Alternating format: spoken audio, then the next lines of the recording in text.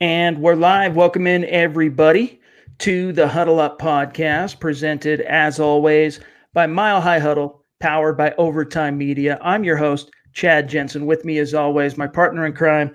You know him, you love him. He is Zack Kelberman. Zack, it was Larry yesterday who asked us, hey, aren't Mike and Kyle Shanahan the first father-son duo to lead a team to the Super Bowl as head coaches? And we were like, sounds right, but off the top of our heads, we're not sure. Literally no sooner did we get off the pod that we're realizing through the breaking news and all the infographics and memes, hitting Twitter and all social media. Yes, in fact, by virtue of that victory, Kyle Shanahan gave the Broncos a little bit of history, put them in the history books with Mike there, because, of course, Broncos won 2 Super Bowls with Mike Shanahan, and now his son Kyle taking the San Francisco 49ers to the Super Bowl to take on the Kansas City Chiefs. Yeah, it's a great story, Chad, but it's more salt in the wound for the Broncos, I believe. They wanted Mike Shanahan back. That didn't work out. They passed on hiring Kyle Shanahan. That didn't work out. And they hired Vance Joseph. So it was just to show that the Shanahans have a pretty good coaching lineage. And if there's another one that pops out, the Broncos should write a blank check. Man, it's still so hard, like for Broncos fans, the implications, that could have been us going to the Super Bowl this year. Well, first of all, you still would have had to have gotten through the Chiefs to have a chance. A. B. Kyle Shanahan wanted full control of the roster as a basically GM / head coach, like his father was at his peak, with the Broncos and in Washington.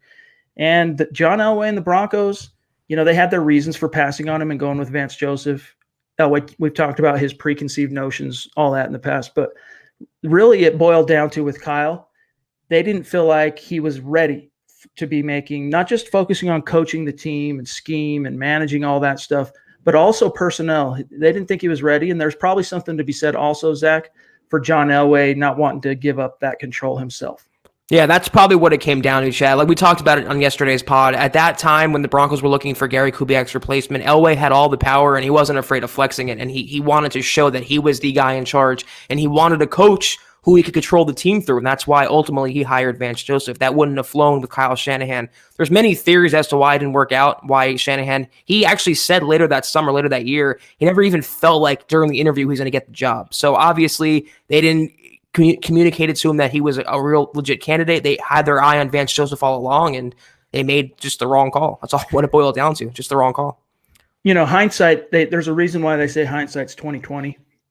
At the time, again, John Elway is 1 year removed from leading the Denver Broncos to a world championship and a second Super Bowl berth in 3 years. And so, and also that year in which the Broncos were having to rehire a new head coach, they were coming off a 9-7 finish with basically a rookie quarterback. Simeon wasn't a rookie, but he was a first-year starter. He had, I think, one kneel down, one snap as a rookie in 2015, if I'm not mistaken. So he was still filling his oats and he was still riding high. He had yet to, crash back down to earth and have to rethink his whole approach post Peyton Manning. That was to come, and Vance Joseph kind of helped him do that. You're always going to wonder what could have been with Kyle Shanahan, but the football fates, they willed it otherwise. And I think for Broncos fans, this is me being armchair psychologist here. Get off don't waste your mental energies on, let's call it football envy and Kyle Shanahan. Be excited about the fact that if internally and externally, the Broncos found the right head coach and they finally found a franchise caliber quarterback. And by virtue of those two things, this team is headed in the right direction, Zach. Yeah, it's true. It's definitely a glass half full approach. The Broncos missed out on Kyle. They had to go through 2 years of Vance Joseph, but those 2 years were worth it because it led them to Vic Fangio, who looks like the coach of the future. Like you mentioned, the quarterback of the future. The arrow is pointing upward in Denver right now. Maybe not as high as in San Francisco, but the Broncos are on the right track, so it is appealing in its own right. Guys, we're going to go through an article that was published on Monday by Bob Morris at milehighhuddle.com, kind of breaking down how the Broncos are going to prioritize their picks at 15 in the first round. We're going to get to that. Very good read. If you haven't, once you get off this pod, make sure you go check that out in depth. We're going to quote from it a little bit here in our conversation, and then we'll get to your guys' questions. But first, just a couple of quick matters of business. As always, guys, make sure you're following the show on Twitter at HuddleUpPod. Simply the best way for you to keep your finger on the pulse of what's happening with the show in real time. And then don't forget to head on over to Apple Podcasts when you get a second. leave a creative review on the show if you like what Zach and I are doing. Give us a 5-star rating. It's a great organic way to support the show, and it also enters you into our monthly giveaway for some swag. All right, Zach, let me here's the title of this article that I want to go through. Just a couple of the points Bob makes here. And by the way, Bob is kind of I saw a couple questions here in the comment stream, like who's Bob Morris? People, some people are just used to seeing or hearing from you and I, maybe Eric Trickle. Bob Morris he's kind of our resident capologist at milehighhuddle.com. He is very knowledgeable and experienced when it comes to, the NFL CBA, salary caps, the way they work, contracts, guaranteed money, signing bonuses, like all that stuff. He's the guy that I lean on, Zach leans on. He's our resident cap guy. And sometimes, of course, he dabbles in the draft and stuff like that. But that's his primary thing for us, especially, man. He's really, really savvy at that. But this particular article that Bob wrote, and he's been with me at Mile High Huddle with us now a couple of years, but it's titled, "The Positions the Broncos Are Likely to Prioritize at Pick 15 in the Draft." And basically, here's what it comes down to.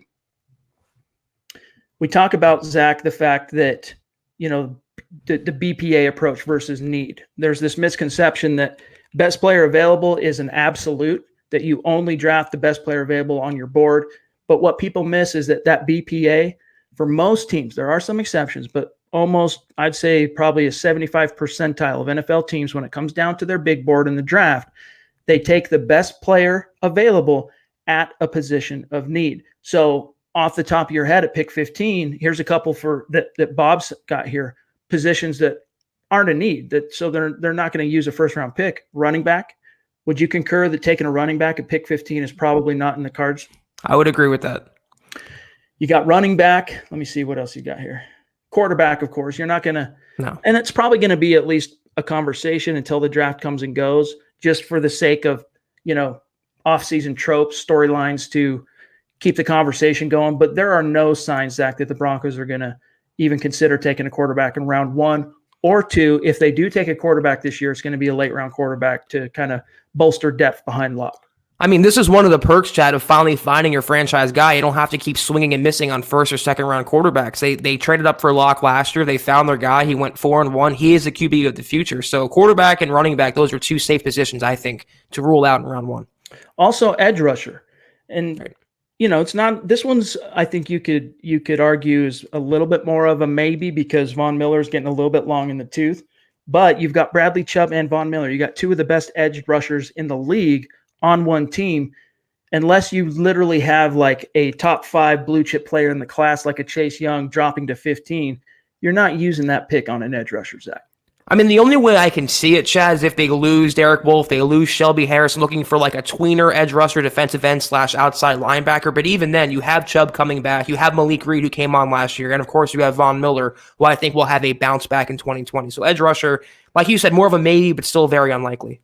The last one here is basically wide receiver, not the speed one. Like if it's a speed guy or a guy that's good with the ball in the open field that brings a combination of speed and elusiveness, a guy that you can involve in the screen game who's a threat to take it to the house every time, like a Laviska Shenault, a Henry Ruggs. I'm not talking about that type of receiver, but like another big-bodied Cortland Sutton, another 6'4", 215-pound possession receiver, go up and get the ball receiver.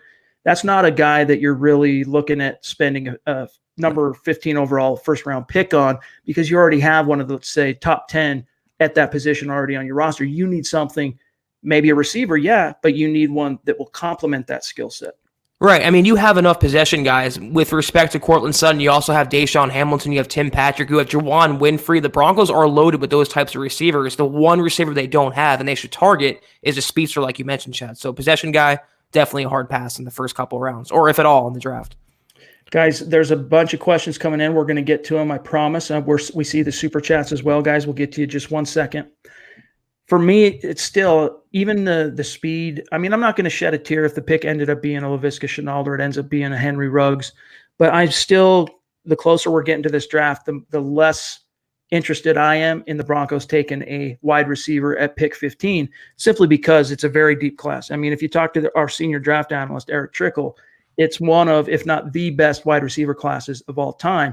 And you think back to 2014, that was a great wide receiver class. He's saying this one rivals that, not just in terms of the talent at the top and it being a top-heavy class, but Zach, if you can find a Cortland Sutton caliber impact player, I'm not saying a carbon copy possession receiver, but that kind of a talent in the second or third round to complement Cortland Sutton, that would be a huge win, allowing you to then in the first round, you're taking a Javon Kinlaw, a offensive tackle, interior O-line, whatever else it might be, a cornerback. Yeah, I'm not going to cry, Chad, if Okudah falls to the Broncos or Simmons falls to the Broncos. I'm not going to cry about that, but a wide receiver is so high up on the Broncos board, I believe, and the addition of Pat Shurmur, who loved hoarding wide receivers with the Giants. He had 3 or 4 on the field at the same time. I think that leads me to believe that if not the first round, definitely by the second round, if they don't have a wide receiver 2 in tow, they're going to target that guy. All right, guys, let me grab a couple questions here. Buona Beast starts off, and then we'll grab these super chats. Could you grade our draft selections? A grade for their play in their rookie year and a grade for potential moving forward. Incomplete grades are acceptable. Let me put a pin in that one, Buona Beast. I'll once Zach starts talking here, I'm going to grab one more question while he's talking. I'll grab it, the list of last year's class, just so I'm not going off the top of my head. I probably could. Well, let's just do it. I can do it off the top of my head. First round pick, Zach, Noah Fant. Your grade for Buona Beast. Oh, man. I got to give the guy, I would say a B-. He was I would say a C- to start the season off. He was coming off a little slow. He really developed, though, as the season wore on, blocking and pass catching. So he wasn't perfect. He has a lot to improve on, but I saw the flashes of that Gronkowski-type tight end. So I'm going with B- for Noah Fant. Speaking of Gronkowski, tied to Gronkowski tight ends, did you watch the Aaron Hernandez special? Oh, yeah. I don't want to derail our conversation. It's gripping. Dude, that had me, it was a complete binge from the very beginning. And there's been some mixed reviews in terms of, some people trying to pick nits that it was not the greatest documentary, that it didn't know kind of what it wanted to be. But ultimately, the story of Aaron Hernandez is sad, freaking sad, but it's also very compelling. You're like, what in the heck happened to this dude? Anyway, Noah Fant, for me, it's a B. It's a B. Yeah. It's a solid B. He had some issues, They asked him too much to be a one-on-one blocker as a rookie, and some of that had to do with Jeff Hireman not being reliable in the health department. But with the exception of that, was it the first Chiefs game? I think it was, that he had that bad case of the drops. Outside of that, dude, especially down the stretch, he was a big reason why this team kind of turned the corner, even though they'd already, basically dug themselves a hole and out of the playoff conversation. He was a big reason they were able to do that. Second round, you got 2 picks. Dalton Risner at 41, Drew Lock at 42. Your grades. Dalton Risner, to me, gets an A, Chad. He was almost perfect throughout the entire season. He was a plug-and-play starter, and I believe a perennial Pro Bowler as soon as next year. So A for Dalton Risner. And Drew Lock, I'm debating either A- or B+.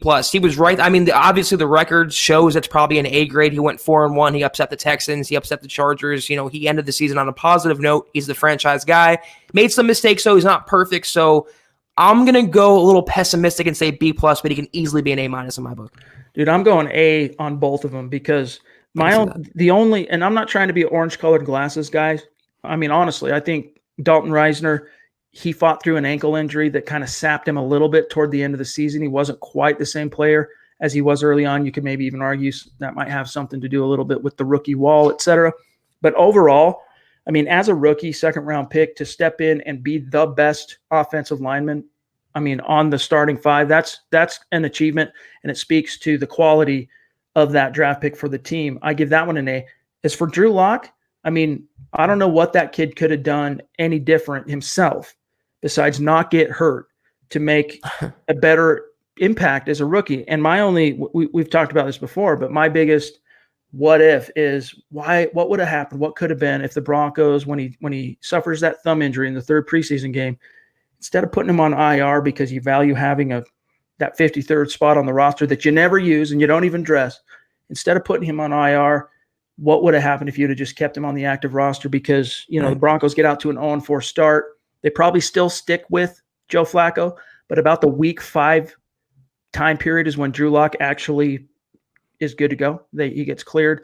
By week 7, when he's actually eligible to begin practicing as an IR guy, he's saying publicly to the media, yeah, I've been good to go for a couple weeks. So you're thinking week 5. Broncos probably still stick with Joe Flacco through week 5. Week 6, they got 2 wins, so they're sticking with him. But that Chiefs loss, dude, coming out of that Chiefs loss, I think the Broncos would have pulled the trigger on the Drew Lock era, and it might have been able to save the season. Maybe not. Maybe it still unfolds basically the same way from a win-loss perspective. But Zach, two more wins even on last year's record, you could be talking about a team playing in the wild card round. It's true, and the most messed up part to me, Chad, is not only did the Broncos put Locke on IR, they did it to keep Bryce Callahan on the 53, and we all know how that disaster turned out. So I say Elway gets an F for those two moves, but I think you convinced me. I'm going to give Drew Lock an A-. He really was pretty good last year. I think his play speaks for himself, considering the lack of coordination on offense. They fired his coach, and the lack of weapons and lack of offensive line continuity. So A- for me for Drew Lock. Draymond Jones in the third round. I want to say was a conference player of the week. Was it week 16 against the Lions? He got that nod, so that's impressive. I'm going to go C. I think he was a pretty average guy. He didn't blow me away, but he didn't have any fatal flaws in his first year. He was mostly incomplete, Chad, because he was barely on the field. He was a substitute player for the most part, a limited player. So he wasn't bad, but he wasn't necessarily great. So I'm going to go C for Draymond Jones.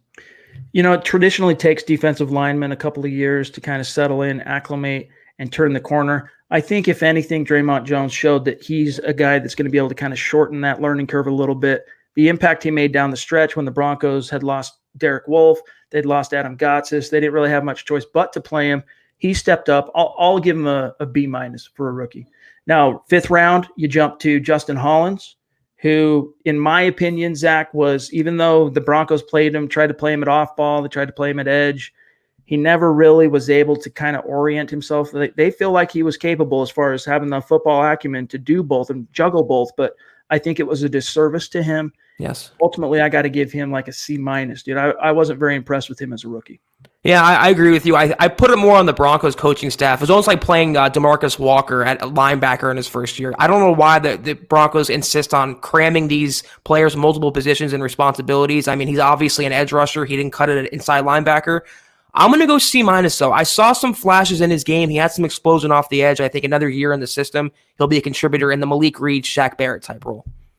And then lastly, unless I missed my mark, I'm pretty sure the last guy in the class is Juwan Winfrey. The Broncos traded up to grab him. Incomplete. It's got to be. Incomplete. He didn't play, dude. I mean, yeah. I liked what I saw from him in the preseason, but he just couldn't crack the lineup. And that's even considering that it got kind of ugly at wide receiver for the Broncos post Emmanuel Sanders trade.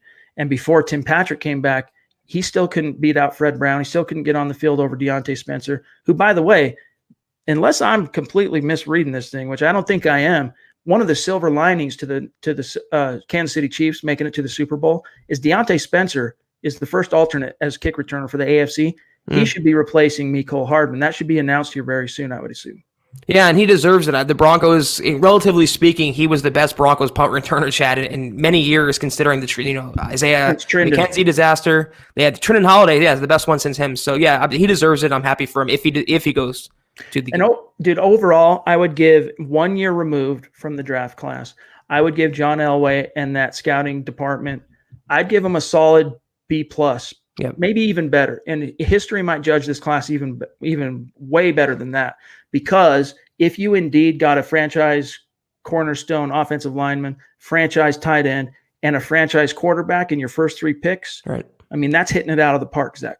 I think anything past those first 3 picks, Chad, was gravy. I'm going to give the Elway for that class an A-. I mean, like, you get your franchise quarterback, that's an A in itself. Then you have Dalton Risner, day 1 starter, Noah Fant, a potential, like you said, tight end of the future. I think A- for Elway. 2 really great draft classes back-to-back, and it's setting the foundation for the Broncos going forward. Buona Beast question taken over the show. We just spent like 10 minutes on your question because we love you, bro. Michael says, Mile High Huddle, who is Bob? He knows nothing. I only read pages that has your face on it. Or Zach, if he does one, we need to beef up the O-line. You gotta temper that. We appreciate the enthusiasm. We appreciate the love. We love you back, Michael. But anyone that writes for milehighhuddle.com, you gotta treat them like Chad and Zach. They're all high quality analysts covering your Denver Broncos. Let me grab here super chat from Steven, one of our superstars. Appreciate you, bro. Thank you, Steven. $5 donation. He says, if the Chiefs cut Sammy Watkins, should the Broncos sign him? I think Denver will be a team that is now favorable for players with Drew and Fangio. Favorable as a destination, he's trying to say, where guys want to come here now. Your answer for Steven. I agree with the second point. I don't agree with going after Sammy Watkins. He's going to cost too much money, and he's way too injury prone for my liking, Chad. I think the Broncos would do themselves a better service by drafting a receiver. He's cheaper, he's younger, better upside, he just fit in the offense. So I like Sammy Watkins, but way too many injuries for me to splurge on. In a perfect world, I agree with you as far as it comes down to money. What's he going to want? If he's trying to break the bank, I don't need that if I'm the Denver Broncos. If he's reasonable about what he's asking for, I think he would bring the type of what he can do with his speed and what he can do with the ball in his hands type of dynamic that could offer you that compliment for Cortland Sutton and maybe allow you to prioritize your draft a little bit differently. But I don't love the idea. It would all come down to money. And Mr. Boggins jumps in, by the way, $5 donation. Thank you. We appreciate that. We'll look for any of your comments or questions in the stream here. This was an interesting little storyline that popped up last night, Zach. You quote tweeted it. The Empower Retirement congratulated the Kansas City Chiefs. This we're talking about the stadium sponsor at Mile High, right? They congratulated the Kansas City Chiefs via tweet and then hashtagged them proud partner. Really throwing off, very distasteful for a lot of Broncos fans. I don't think it's anything to really get your panties in a wad over. However, I can understand at the same time why that rubbed a lot of fans the wrong way. Sports Authority would never do this, Chad. I'm just saying, I'm just putting it out there. They would never happen with them, sponsoring the Broncos Stadium. But yeah, it's no huge deal. It's a little jarring to a Broncos fan to see them celebrating, but if they're a partner with them, I mean, they're a company. They have their obligation to talk up their sponsorship, so not too surprising.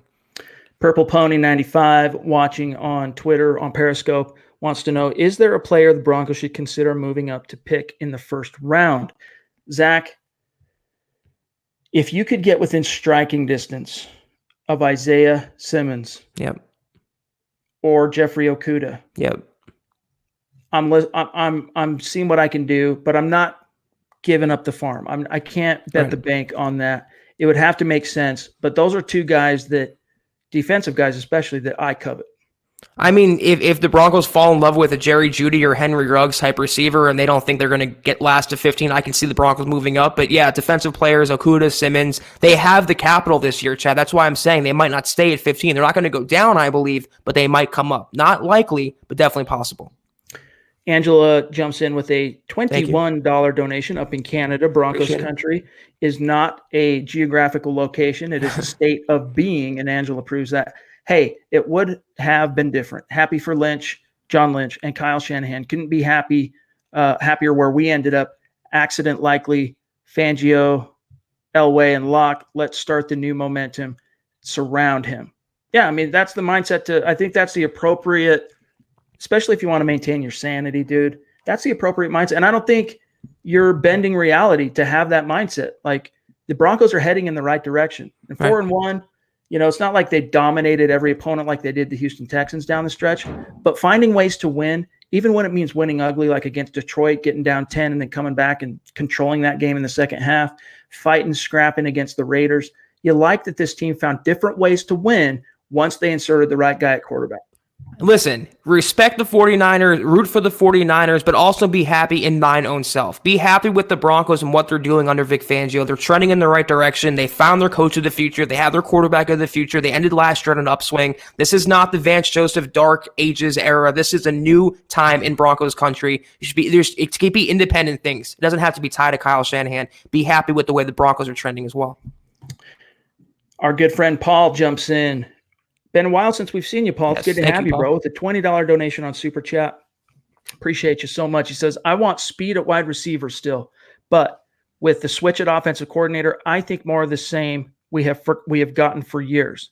Let me get that right. The syntax here. With the switch at offensive coordinator, I think more of the same we've gotten for years. Zach, can you interpret? They might not get a speedy wide receiver. They might just go with possession guys. That's the only thing I can think of from that statement. Right. Clarify, Paul. Tell us what you mean by that. I'll find you again in the stream, Paul, to try and clarify on that. We thank you so much, dude, for the support and the donation. Thank you. Our friend Trick Lessons Podcast says, I think we desperately need a left tackle or an offensive guard. We're with you on that. It's just a matter of who's going to be there at pick 15. You don't want to reach. Xavier jumps in, $5 donation. Thank you. Appreciate you, Xavier. What positions would you guys want the Broncos to focus on during free agency? My hope is that we fortify the D-line and sign a solid DB.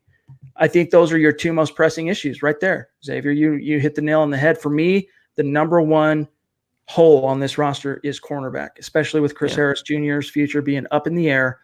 You need to really dedicate team resources, and I'm talking cap dollars.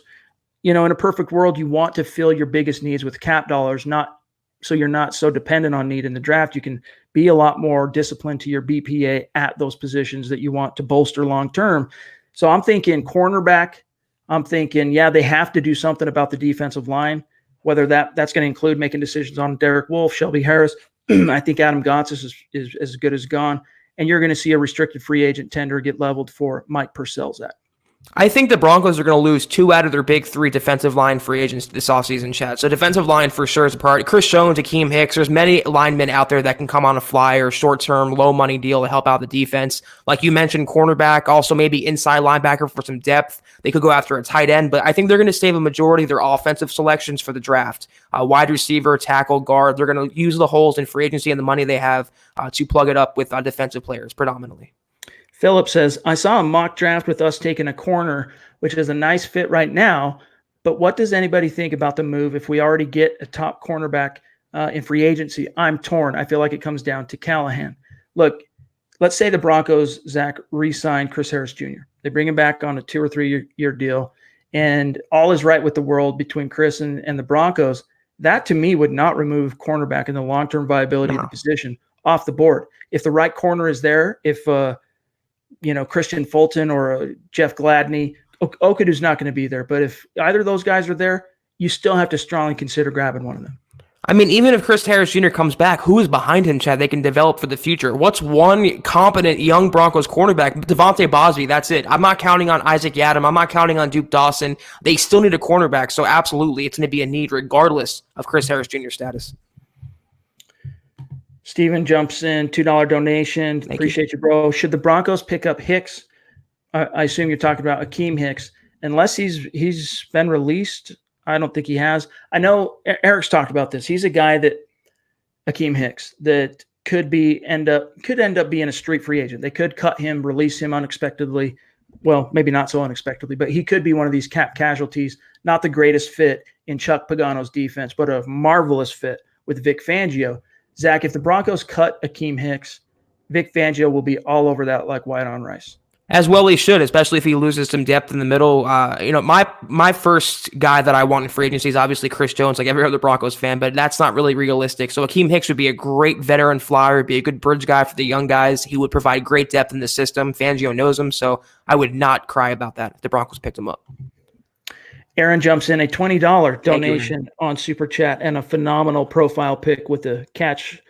Nice looking fish you got there, my brother. He says, I saw Tom Brady at the McGregor fight in Vegas. Made me happy that he didn't have better things to do this time of year. Yep. Also, given the last few draft classes, I'm back in Elway we trust mindset, excited for pick 15.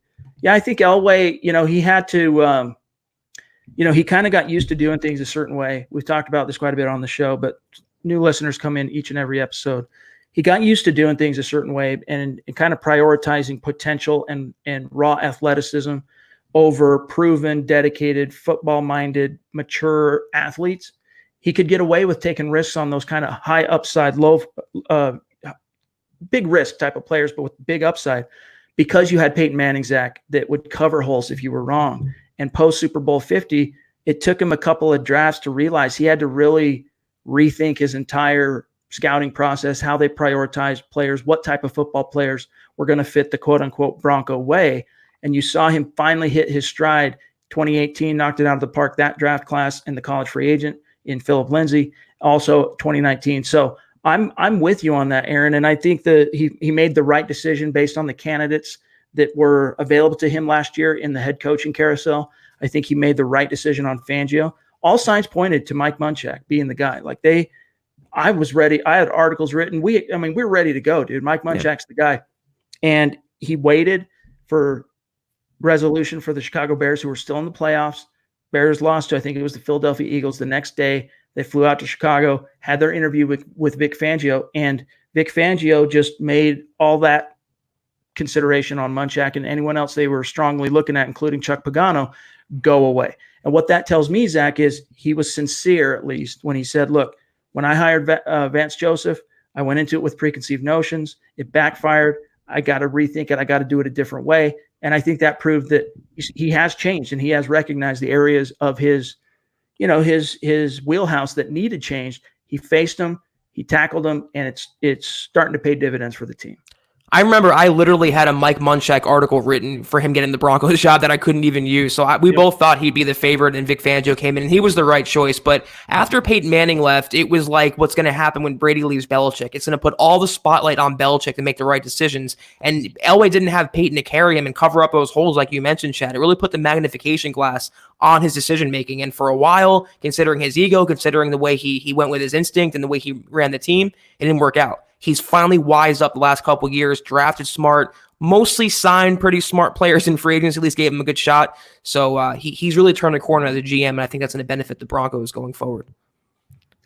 Black Knight jumps in a $5 donation on Super Chat. Black Knight, you should reach out to us, by the way, milehighhuddle@gmail.com, and give us your personal details so we can send you a little swag as a thank you. You've been a huge supporter of the show. We appreciate you.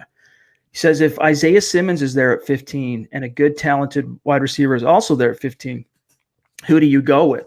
Also, do we cut DeMarcus Walker in the off? No.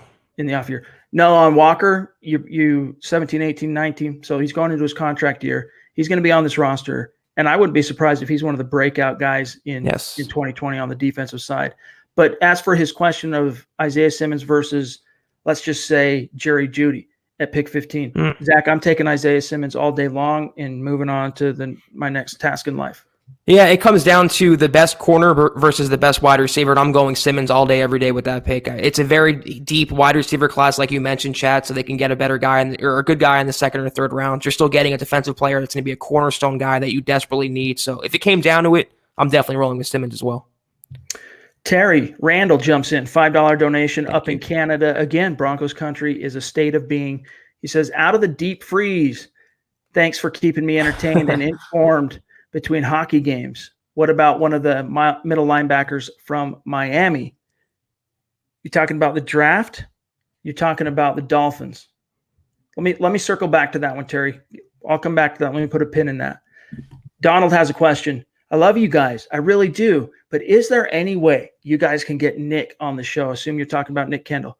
He's a cool dude. He graded my mock on Twitter, and he's also really smart when it comes to drafting. I learned a lot. You know what, Donald? Ask and you shall receive. Tomorrow, I'm meeting with Nick and Carl to get them set up with how we stream, and so they can start doing at least one of their Building the Broncos podcasts live. So Tuesday nights, I think, is what we've circled. That's a night Zach and I are off. You guys are going to get Nick and Carl doing a live podcast of Building the Broncos. So look forward to that. Not this week. It won't be tomorrow night, but could be as soon as starting as next week. Stu jumps in. $10 donation. Our biggest supporter on Super Chat. Stu, we love you. He says, any chance we make another move down the draft for extra picks like last year? And if so, who?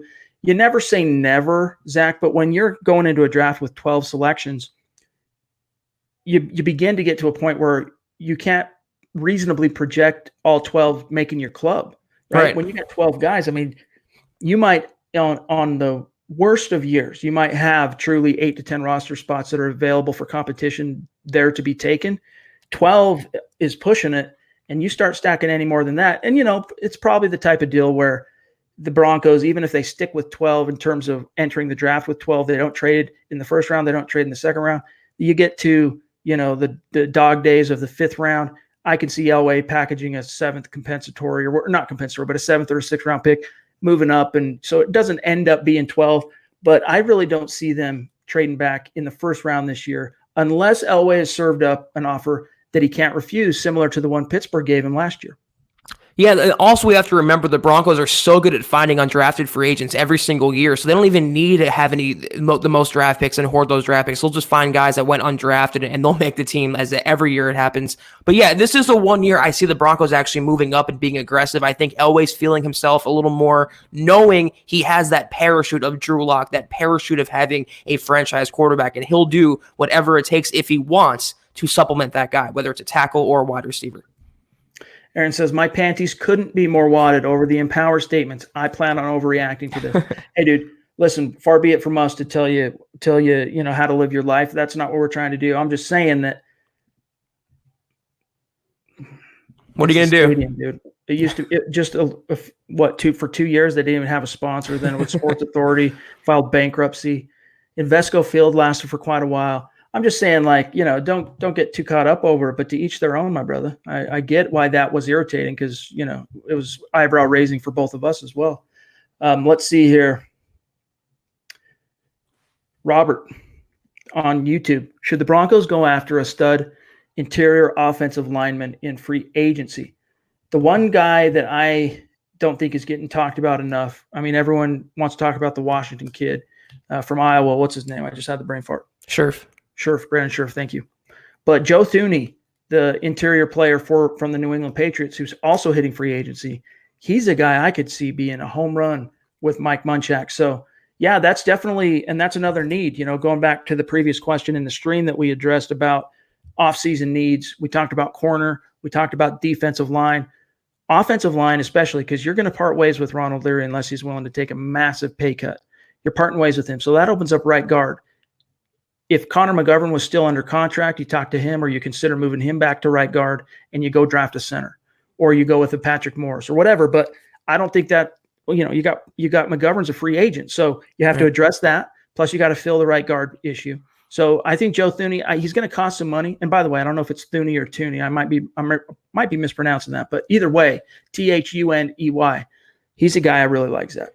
Even if Leary comes back, which he's not going to, the Broncos still need depth at guard. As we see every single season, they have to splurge at some point and build up the reserves in the cupboard behind the starters that they already have. So I believe it's a priority. I don't believe it's their main priority in free agency or the draft this year, but they have to stock up on a tackle and a guard at the minimum, just to give them some insurance in case, the worst strikes next year. I'm checking something here on Spot Track. I'll circle back to it here. I'd like to know, the free agent guards, too. That would kind of dictate the answer as well. Yeah, let me pull it up here. Zach, you grab our next question. I'll pull it up. All right. We got a super chat here from Josh499. Thank you, Josh. We appreciate you. He wants to know if the Raiders draft Judy or Lamb at 12, we should take another position at 15. If not, we should take Ruggs at 15 so they can't get him at 19.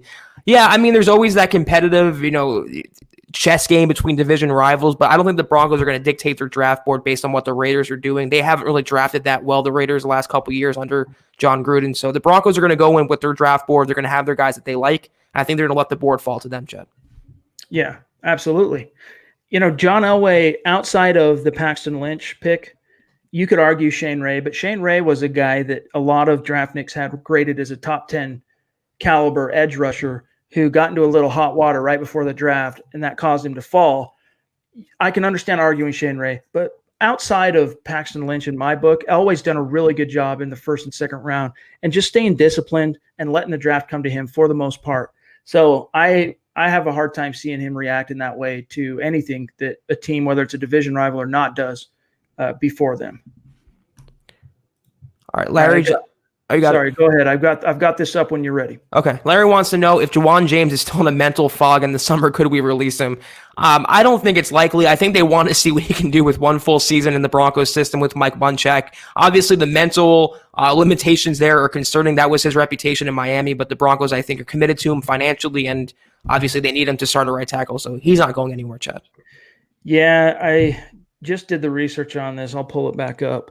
The Denver Broncos, it would be painful to part with Juwan James in 2020. Basically, they would have $19 million in dead cap just for 2020. Yeah. So he's not going anywhere, guys. Once you get past 2020, you start getting into the team option years, and he would still come with a little bit of dead money, not a little. 2021, $6 million dead, and then 2022, $3 million dead. But still, $6 million, you could live with that if he truly does end up. If 2020 ends up being similar to 2019, you can't get him on the field, Zach. Right. You live with the $6 million hit, and you take off and go find someone else. But you got to get used to the idea he's going to be here in 2020, regardless of the fog he might be in or not.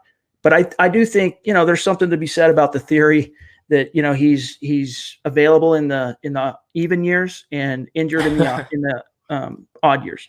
Yeah, it could be. And going to 2020, obviously we'll have to see if that theory holds, Chad.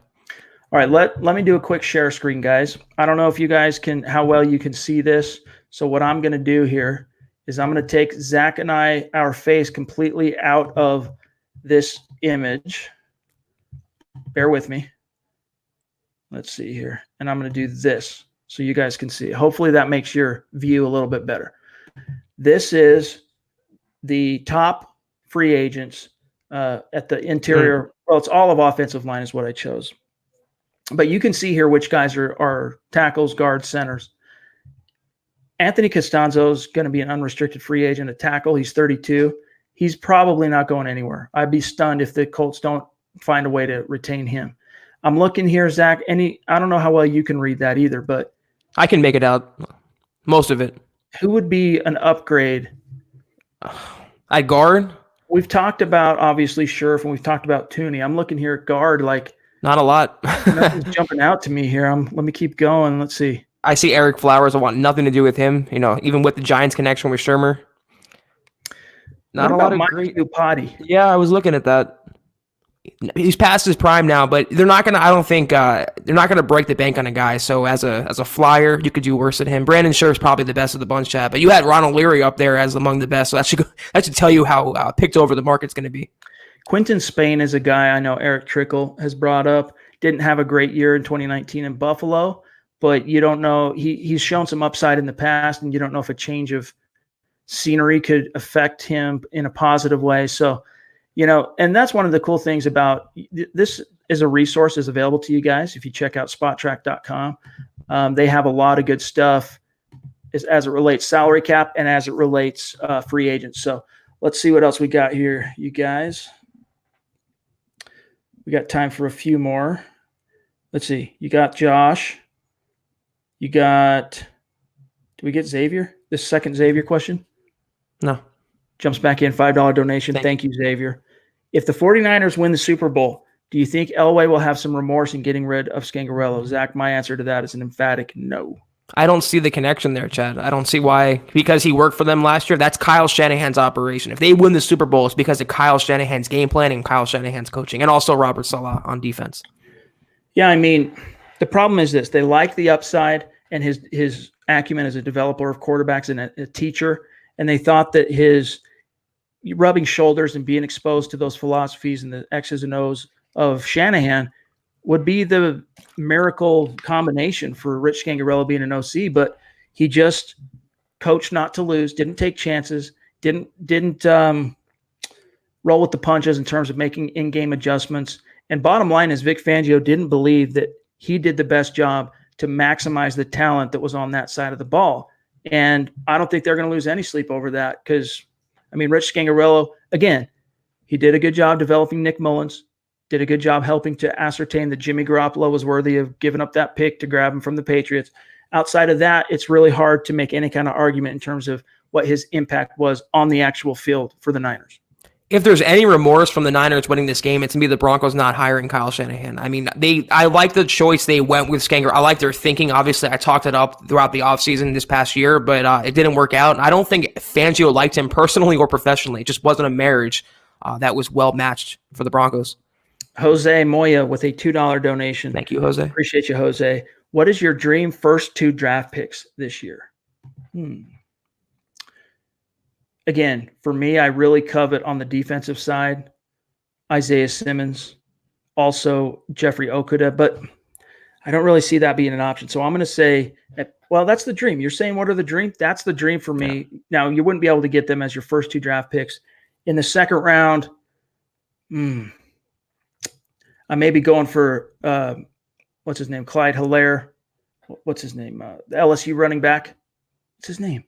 First name. Hold on. LSU back.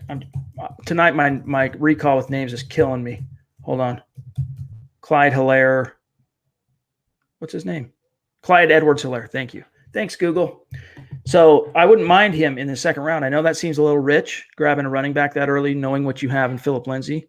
But you need a 3-down back to complement Lindsay while Lindsay gets up to speed as a receiver to really maximize this Shermer offense.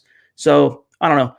You'll have to circle back on that one as far as you're going round 1 and round 2. but Javon Kinlaw at pick 15 is a more realistic guy that I really covet at 15. Yeah, I agree with you about the second round pick. In the first round, one offensive player is my dream pick. It would be Ruggs at wide receiver, landing in the Broncos' lap at 15. My, defensive player would be Simmons or Okudah, either or. If the Broncos get any of those three guys at 15, they did something really, really well. Paul jumps back in. We didn't grab this one while I was searching. $20 donation on Super Chat. Paul, man, you are awesome, brother. It's good to have you back in the saddle with us. Which Rich would want Ruggs. Pat would prefer Hamilton type wide receiver more, in my opinion. Do you agree? I think it's actually the opposite, Paul. I'm not. I think well, I can see what you're saying there, but one of the reasons why Vic Fangio wanted Pat Shurmur was he's just a little bit more aggressive as a play caller as far as vertical. And for vertical, Hamilton's an underneath, get separation with his routes, find the soft spot in the zone. And even though that does favor both offenses from a slot perspective, from a number 2 perspective, you need Ruggs to fit that as opposed to Hamilton. Zach? I could see the thinking because they signed 2, taller receivers in Cody Latimer, Benny Fowler, 2, you would say possession guys, but they also signed Golden Tate last year in free agency, and he's more of a burner type receiver. So Pat Shurmur, regardless, likes having a lot of wideouts on the field. So with him in tow, wide receiver will be more prioritized this offseason, regardless of who they get or how they get them. All right, let's grab 2 more here, guys, and then we will get on out for tonight. Let me grab questions here. Tons of great comments. Let's see what we got here. Bear with me, guys. I'm going back up there, up the stream here. Here we go. From Jordan. How do you guys see the AFC West shaping up for the next 5 years? Ooh, that's an interesting question, considering the Kansas City Chiefs have now won the AFC West 4 years in a row. Broncos haven't beaten the Chiefs since week 2 of the 2015 season.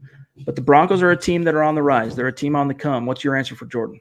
Well, first of all, I don't see the Raiders being too much of a threat the next couple of years. They're going to be a middling team for as long as John Gruden's, I think, coaching there. 7-9, 8-8 type team, maybe 9-7 one year. I think the Chargers are going into a rebuild, losing Phillip Rivers. They're going to kind of take a few years to get back into contention. If Drew Lock pans out, though, Chad, regardless of Mahomes and the Chiefs and what they're doing this year, if Drew Lock pans out, it's going to be the Broncos versus the Chiefs for the next 5, 7, 10 years, the battle for the AFC West. It's going to be fun to watch, regardless of who wins or what happens. All right, let me grab one more here. Where'd he go? There it is.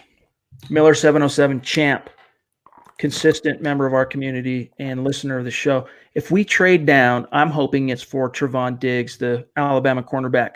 Thoughts? Yeah, I mean, if you trade down to like the back end of the first round and you could still get Trevon Diggs or early in the second round, that would be a massive coup. He's one of those guys too that I didn't mention tonight, but he's one of those corners. You get past Okudah, he's one of those corners that you have to consider. Now, there's going to be a lot of analysis on the corner class coming from our draft guys, Eric, Nick, Carl, Lance. But Trevon Diggs is right there with Gladney. He's right there with Christian Fulton as first round caliber, middle of the first round to the back end of the first round. So if you could get him in a trade down, I think that would be a coup. I wouldn't mind it, but you have to remember Elway's aversion to Alabama players just in the draft. Right. I don't know what happens or why he does it, but he has some sort of reaction to take an Alabama player. I wouldn't mind it, but I don't think it's likely or realistic to think they're going to trade down this year. If anything, they're going to trade up, but I think ultimately they will stay put. Speaking of the boys, that was a really good show on was Amazon Prime. I don't know if you guys have checked that out, dude, but that TV show gripped me about like superheroes gone wrong, or an alternate universe of superheroes being like really terrible celebrities with superpowers. Anyway, guys, thank you so much for joining us tonight for the Huddle Up Podcast live. Kind of a slow day for Broncos news. Not a lot going on. The Senior Bowl kicked off today. Everyone's converging on Mobile, Alabama. So it'll be fun to see what shakes out this week. Unfortunately, we weren't able to get there for the Senior Bowl Mile High Huddle. Neither Zach or myself or anyone from Mile High Huddle. We usually try to get there, at least send one of our guys to the Senior Bowl. This year it wasn't in the cards, but we'll see what happens with the Combine. We got some things in the works, some things cooking that hopefully we'll be able to announce here very soon. If you like what you see here, guys, if you're new to the show, if you're just checking this out on Facebook, if you're just checking this out on YouTube, if you like what you see, share the video. And then don't forget to follow us on Twitter at Huddle Up Pod. Simply the best way for you to keep your finger on the pulse of what's happening with the show in real time. And make sure you find my partner on Twitter. I guarantee you will not regret it. Zack Kelberman at Kelberman NFL, myself at Chad and Jensen. Big thanks to all of our super chat donors tonight. Thank you, guys. Our superstars. We love you. And to each one of you who dedicate, give us 49 and 50 minutes of your time on a Monday evening to contribute to this conversation. We love it. It all plays a part, and we enjoy meeting up with you 4 times a week to talk Broncos, talk draft, talk football. It keeps us going. And I think, Chad, by our next pod, we might have some quarterback coach news. Maybe Shulo's going to come through. The Broncos make that official this week. So hopefully by our next pod, we have more news to share with you guys. We also have some other more podcast show-oriented news that we are hoping to unveil sometime this week. So stay tuned, guys. We'll be back in the saddle. We're off tomorrow night. We'll be back in the saddle Wednesday, 6 p.m. Mountain, 8 p.m. Eastern. In the meantime, our podcast, if you're listening to this after the fact on the RSS feed on Apple Podcasts or Stitcher or iHeart or whatever, you're listening to this on Tuesday, if that's the case. And then Wednesday morning, you'll wake up to a fresh episode of Building the Broncos. And Nick has already sent me the pod, and it looks like it's going to be a juicy one. So look forward to that. And then again, Zach and I will be back Wednesday night, 6 p.m. Mountain, 8 p.m. Eastern. Until then, for Zack Kelberman, I'm Chad Jensen. Thanks again to everybody. We'll talk to you on Monday.